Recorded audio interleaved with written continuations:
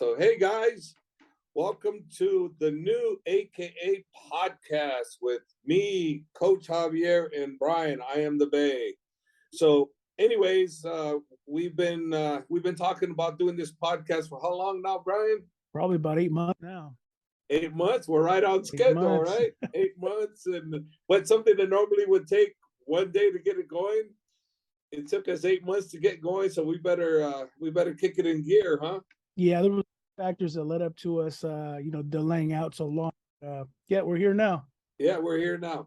So, what do you think? We should start off with maybe the training camp with Islam Makhachev and Abu Bakr and Zubaira and Coach Habib now and Lawal but Muhammad training with us up at Nas. So basically, we'll just start off there.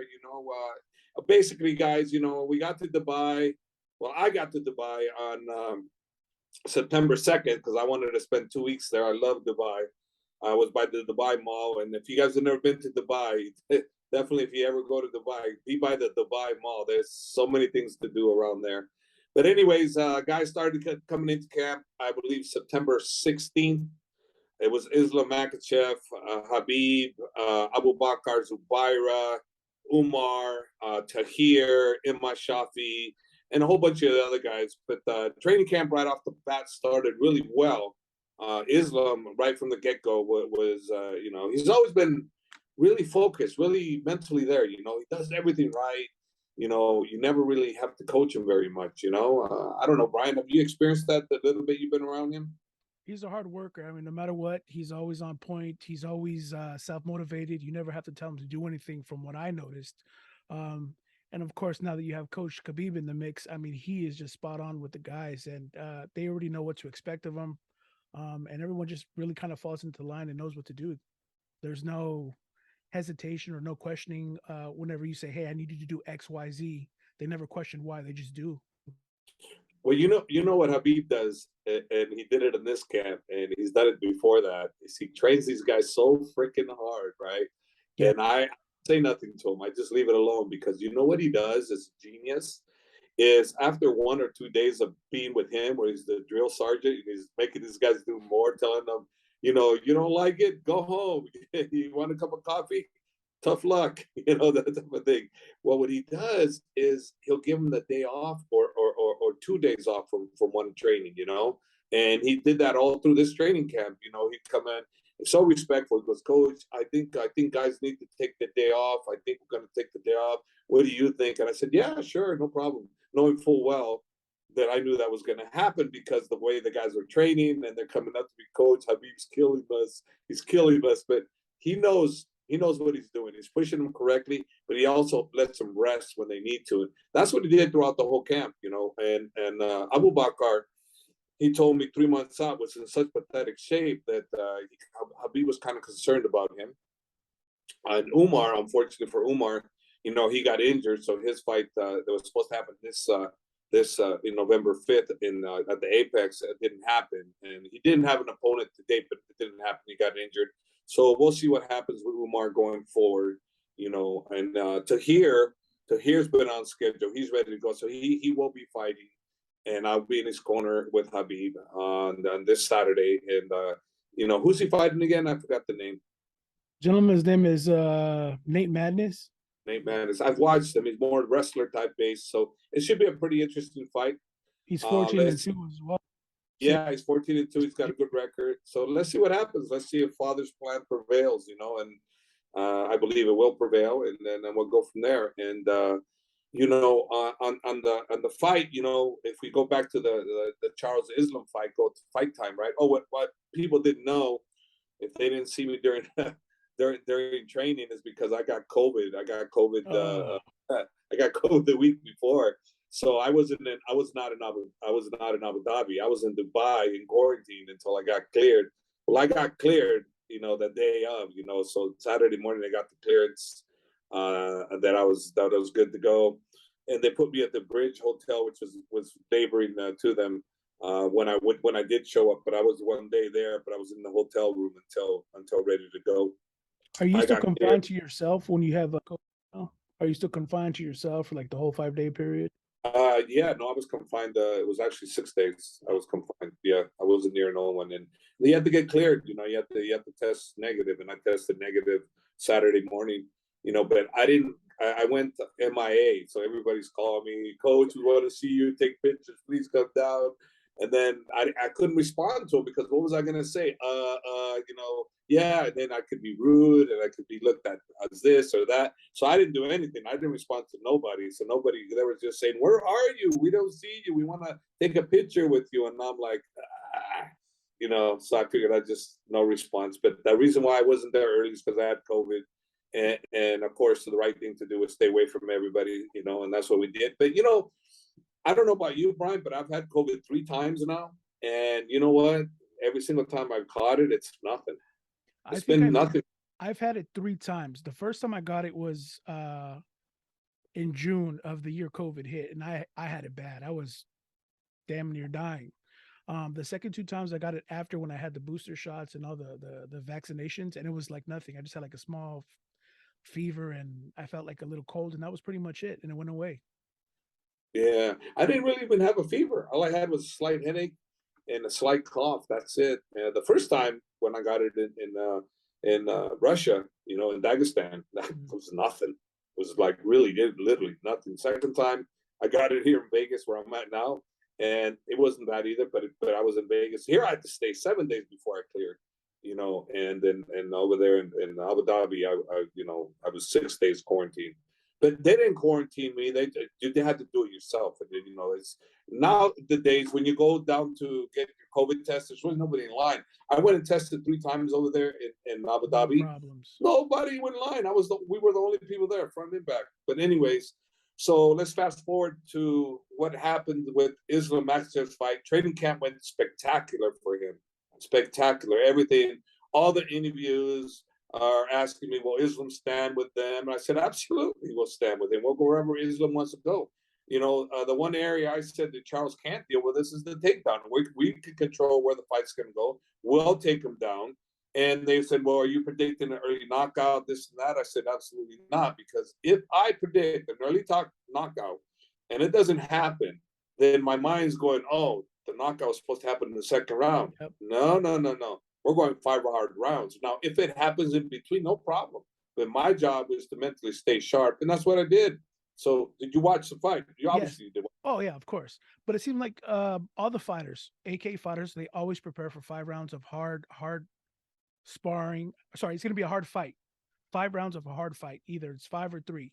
Um, so I think the guys are already mentally prepared and physically ready to go. Um, so I don't think there's an issue there. But I think a lot of people had questions to Charles Oliveira's ground game. But as you know, and I know, Islam is on a different level on the ground. Yeah, well, no, they felt that that Charles on the ground was going to be very very comfortable with Islam, and they felt they had a good chance. That's why when they ran out, you watched the fight. He tried to do a running jumping knee. He's just Yes. not afraid to hit the ground. He's not afraid at all because he figured Islam, yeah, he's going to go to the ground, but he's going to show him something different.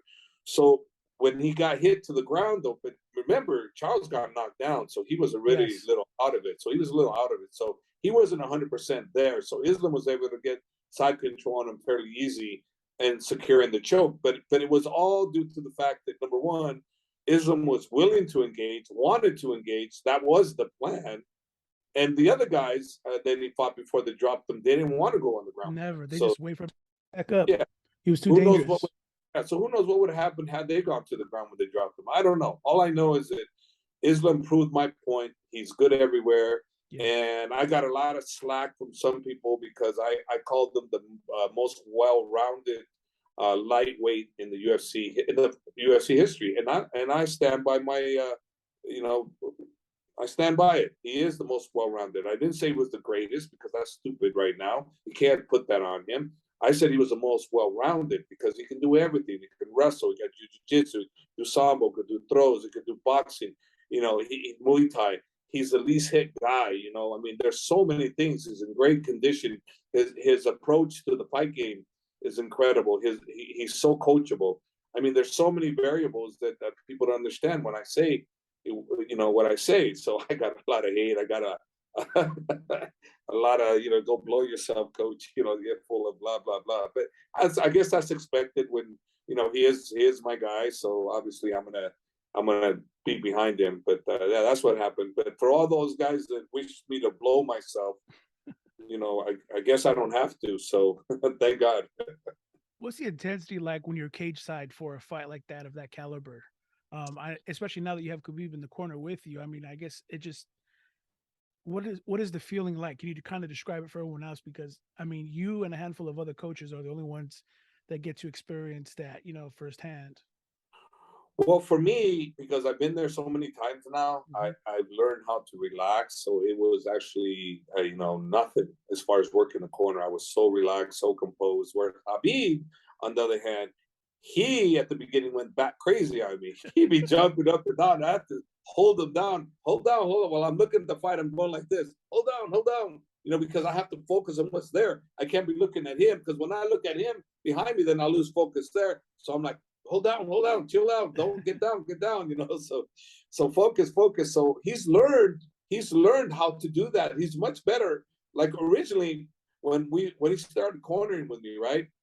He's doing the corner, he goes in the corner, blah blah blah blah blah blah blah blah blah blah. We did good win and this and that, and then he comes back after. It was Islam Makhachev, I think it was Hooker.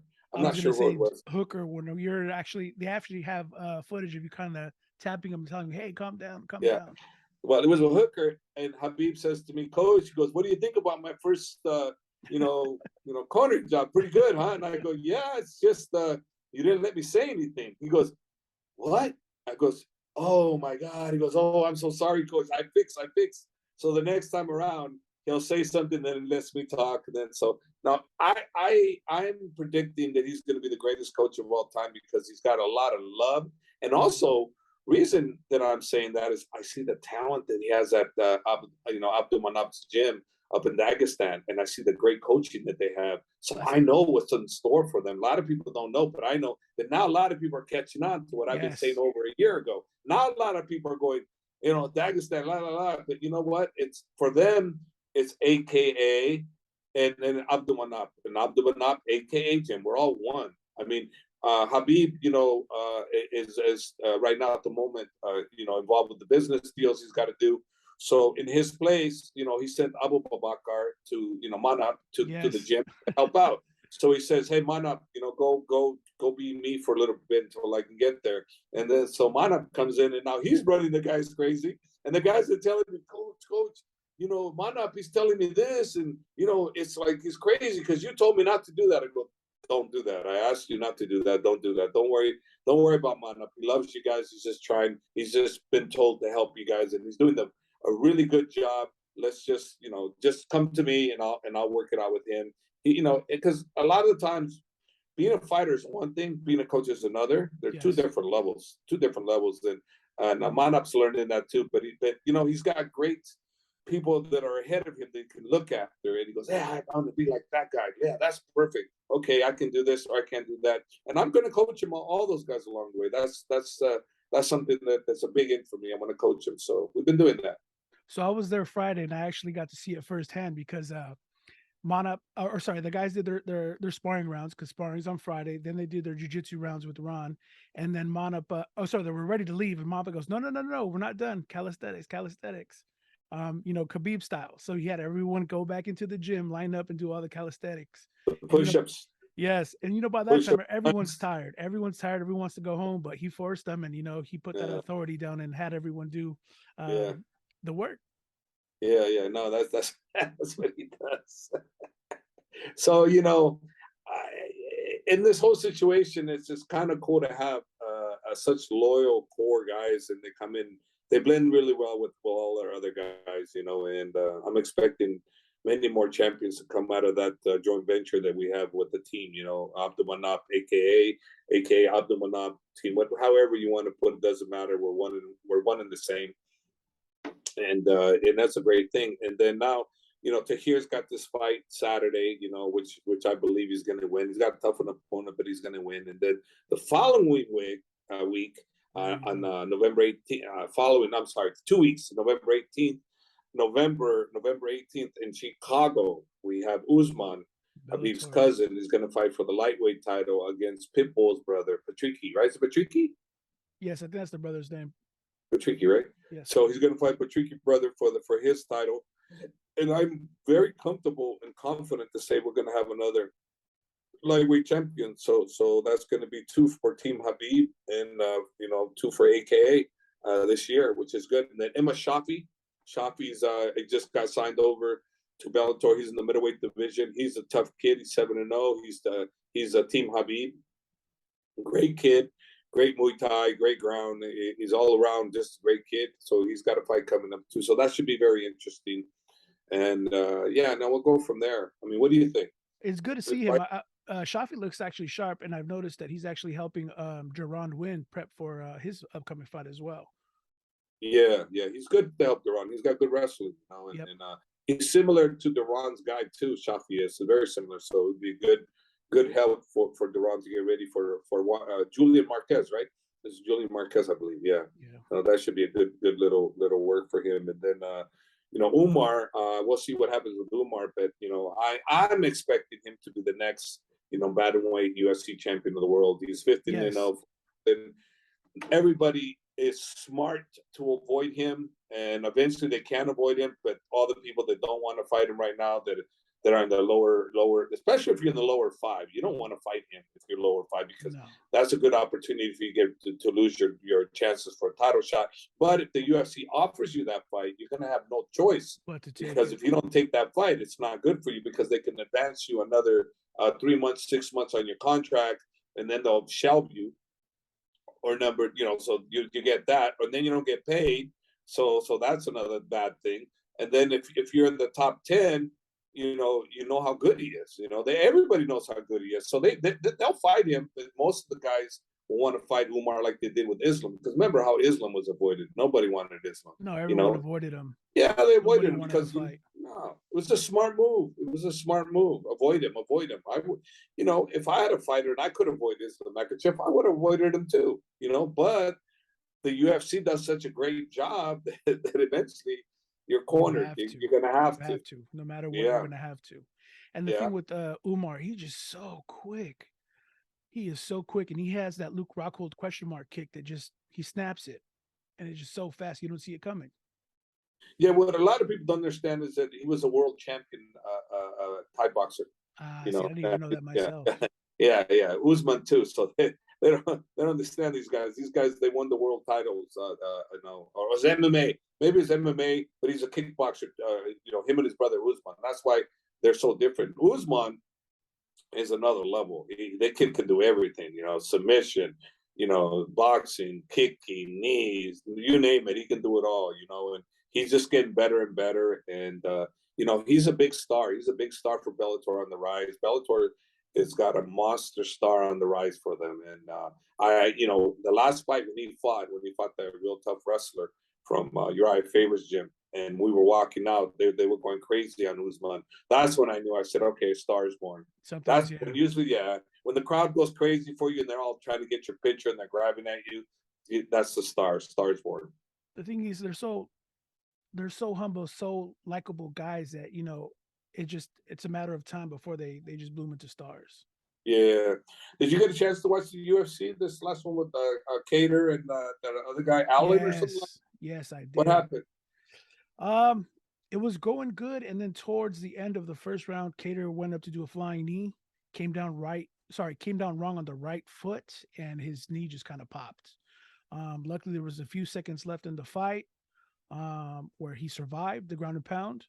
At the beginning of the second, he kind of pivoted wrong, then he just gave in, and that was pretty much it. Wow. Yeah, what a way to go. It was a tough break. A lackluster main event then, huh? Hey, Coach, did you by any chance catch the Jake Paul fight, the Jake Paul versus Anderson Silva? Yeah, actually, I did. I just got to Vegas, and as soon as I got to Vegas, I called Blagoy Ivanov. He's one of my fighters, and I go, Coach, what are you doing? I go, I'm in Vegas. I'm gonna come see you. I go, hey, well, let's go watch the Jake Paul, Anderson Silva fight. He goes, okay, Coach, I know a place. So I said, okay. So he came down. We went to go watch the fight because Jake Paul has been coached by one of our best friends is Jacob Chavez, and Jacob played a role on Jake Paul's fight. He played a lesser role on this one than the other one. So I already knew from Jacob that Jake Paul has been sparring like world champions, and former world champions and in boxing, and he was looking really, really good. So I said, okay, so that's a good sign. And remember, Jake Paul, when he first started, Jake Paul now is a different individual, and he's got professional. He trains hard. He trains very hard. So he fought the first legit guy that can actually box. This is a guy that can actually box. And if anybody thinks he can't box, reference, Julio Cesar Chavez Jr. Okay, and if you think, oh, well, he was Julio Cesar, well, hey, he won a world title in boxing, so shut up. You got no room to talk. You can't say nothing about Anderson Silva's boxing. No, it is freaking good.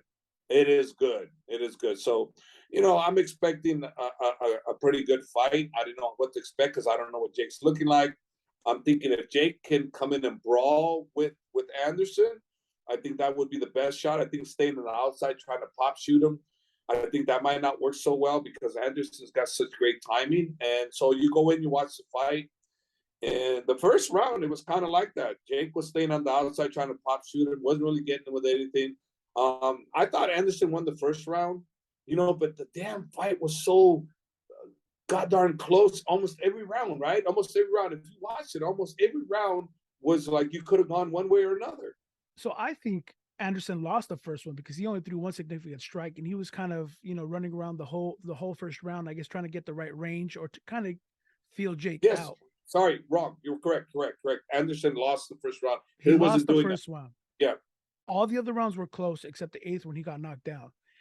But I think his corner told him, hey, you know what? We're down on the cards. You got to put it on him on the eighth. And I think he actually did that tactically as a strategy where he kind of didn't give it his all the second through the seventh round. And on the eighth, I think he was planning to knock him out. And the reason being is because if you look at all of Jake Paul's fights, even the past fights, he gasses out. I don't know what it is, but he seems to kind of gas out. And I think that's what Silva's strategy was, kind of just let him tire him out, and I'll give it to him on the eighth. Well, it might have been. I mean, hard to say because I don't know Silva's game plan, but I did know Jake's, and Jake's plan worked perfect for them. Smothered him. Oh yeah, BJ Flores and the crew and Jacob Chavez, they did their job. They did a great job. And now it's whether you like him or not. You gotta at least acknowledge he can box. I've said it before. He can box. Now everybody has to acknowledge he can box because he can. And he took some decent shots from Anderson, and Anderson wanted to win. He didn't try to dog it. No, he went there to win. He was there to win. And had Anderson knocked him down in the eighth round, we might have seen. Who knows? I don't know. The fight was so close. I thought Jake won, even regardless of what the scorecards read. I thought he won based on the knockdown in the eighth round. I said, okay, Jake won this fight for sure. Then when the score was read, it was a little bit like he would have won even if he lost that eighth round. But again, I can't debate it because the rounds were that close. What did you think? I thought they were close. I think they were close, but I think Jake won because he was a lot more active. Overall, he was more active. I understand that Anderson threw more of the power shots and a lot more of the cleaner punches, but Jake was just active. He kept throwing the jab, the 1-2, and then with the overhand right, boom. He was just more active on my end. Yeah, I can't. Like I said, for me, I can't. I was looking up Lagoy.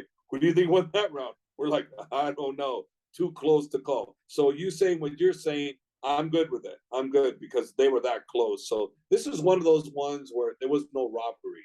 There was no robbery. No. And the end proved the point that the end was going to be the victor, and it was Jake Paul. And had it been the other way around, and Anderson knocked him down, and Anderson would have lost, maybe you could have debated it because you go, wait a minute, some of those rounds should have been, but no, this was like, it was a good fight. It showed Jake Paul can definitely box, and I think, in my opinion, the next logical step, since they got into it already, Nate Diaz, the bad boy, Nate Diaz. Maybe they can slap box each other first. It has to be the next one. That would I do great numbers, I think. I think it'll do fantastic numbers, and I think they should have maybe from one of the camp fight the other guy. Wasn't it Chris Avila that also fought from Nate Diaz's camp on that? We should probably put him on that one with maybe somebody Jake Paul's group or somebody. I don't Maybe know that yeah. his brother. I was gonna say his brother, but I think the weight classes are totally. I think Jake's brother. He's big, huh? Yeah, I think he's way big. Logan. I was looking for the guy's name, but I think Yeah, but what's Chris Avila's weight? I'm not sure. Let me see if I can find it real quick. Well, Because Chris Avila and him could fight. That would be a double Jake Paul event, the Logan brothers, right? I think that'd be cool. And then Avila can go, or no, you can't do Nick Diaz. Nick Diaz still with title with the UFC. That won't work. So Chris is 155. Oh shit! No way. No way. No, but you know what? Wait a minute. He's 155. Okay. When Floyd fought him, what was Floyd?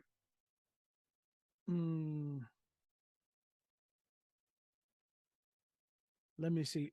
Well, Floyd walks around at 148.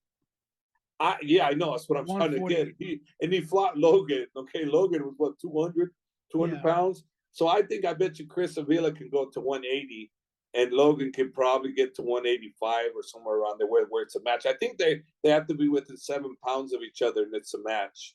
You know. Go. Yeah, I'm just talking. We're just trying to play matchmaker. Someone probably can show. So here we go. I got better numbers for you. Floyd Mayweather was 155 when he fought Logan, and Logan was 189 and a half. 89 and a half? 189 and a half. Yeah.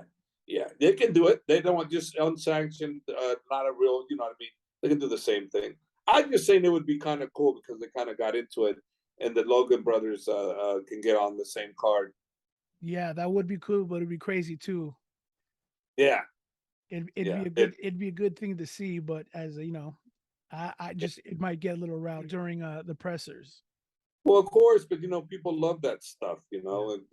Me, I don't particularly care for that, but people love that stuff. I like the idea of being a professional like Islam Makhachev and Alexander Volkanovski, how they're acting towards Australia. Perfect gentleman going in. I'm coming to your town. I'm gonna fight you, and you're just a little guy. Okay, big deal. I'm a little guy, but I'm coming to knock your head off. And that's what Volkanovski's gonna come to do. He's gonna come to knock his head off, and we're going into Australia to defend the lightweight title. Yeah, the same mindset. Yeah, and that should be a very interesting fight. We'll see how it goes, but let's see when the training camp starts, and let's see what happens. But that should be very, very interesting. Yeah, I'm excited. The minute they went at it in the octagon, I was excited for it. Yeah. So what do you think? So probably tell the fans what things that you guys might want. You guys want us to do maybe some fan questions again? If you do, just drop us a message, and then we'll go from there, or get some ideas. If you want, we can get some of the guys to come and interview them. Like maybe you guys want Umar on his interview, Usman before his fight.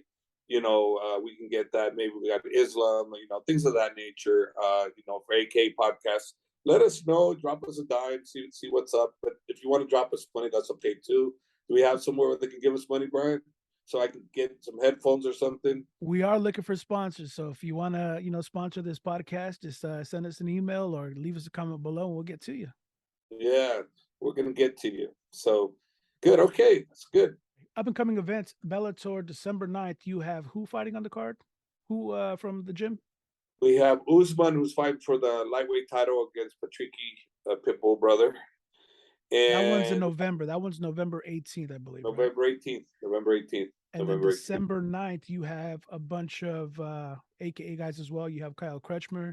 You have Theo Haig. You have Vlad. Mark Clemenco fight for LFA. And Mark Clemenco fighting for LFA all on the same day. Chuck Campbell's fighting in England, I think. Oh, wow. I don't know, but Chuck's fighting in England. Well, we got some stuff happening. All right, guys, that's the show for today. Please subscribe and hit that notification bell so you get all the notifications when we drop new episodes. We should be dropping episodes weekly and keeping you up with everything that's going on in AK Fight World News and everything MMA. Yeah, we're also going to do, interviews, English lessons for all my foreign fighters. English lessons, foreign fighters for English for my foreign fighters. So we have a section We should have one on YouTube for that. I have enough of them already, so we should start that foreign lessons for English, non-speaking English fighters. All right, coach. Thank you for your time, Okay, man. all right, Pleasure. all right, Brian.